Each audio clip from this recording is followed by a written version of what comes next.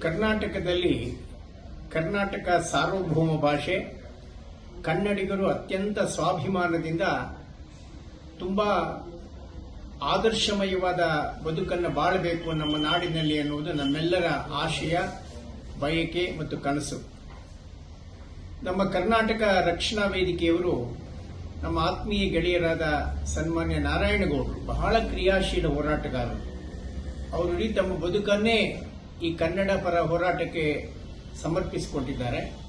ಅವರು ಇದೇ ಸೋಮವಾರ ಕರ್ನಾಟಕದಲ್ಲಿ ಕನ್ನಡಿಗರಿಗೆ ಉದ್ಯೋಗ ಸಿಗಬೇಕು, ವಿಶೇಷವಾಗಿ ಬಹುರಾಷ್ಟ್ರೀಯ ಸಂಸ್ಥೆಗಳಲ್ಲಿ ಕನ್ನಡಿಗರಿಗೆ ಉದ್ಯೋಗದಲ್ಲಿ ಹೆಚ್ಚಿನ ಆದ್ಯತೆ ಸಿಗಬೇಕು ಅನ್ನುವ ದಿಸೆಯಲ್ಲಿ ಒಂದು ಹೋರಾಟವನ್ನ, ಆಂದೋಲನವನ್ನ ಹಮ್ಮಿಕೊಂಡಿದ್ದಾರೆ.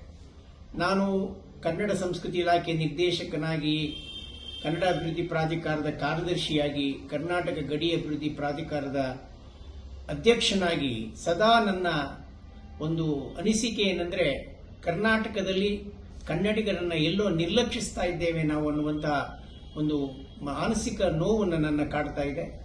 ಈ ದಿಸೆಯಲ್ಲಿ ಸನ್ಮಾನ್ಯ ನಾರಾಯಣಗೌಡರವರು ಹಮ್ಮಿಕೊಂಡಿರತಕ್ಕಂಥ ಈ ಚಳುವಳಿಗೆ, ಈ ಆಂದೋಲನೆಗೆ, ಕನ್ನಡ ಪರವಾದಂತಹ ಹೋರಾಟಕ್ಕೆ ನಾನು ನೈತಿಕವಾಗಿ, ವೈಯಕ್ತಿಕವಾಗಿ ಎಲ್ಲ ರೀತಿಯಲ್ಲಿ ನಾನು ಅವರಿಗೆ ಬೆಂಬಲವನ್ನು ಕೊಡ್ತಾ ಇದ್ದೇನೆ. ಅವರ ಹೋರಾಟ ಸಫಲ ಆಗಲಿ ಅಂತ ಹಾರೈಸ್ತೇನೆ. ನಮಸ್ಕಾರ.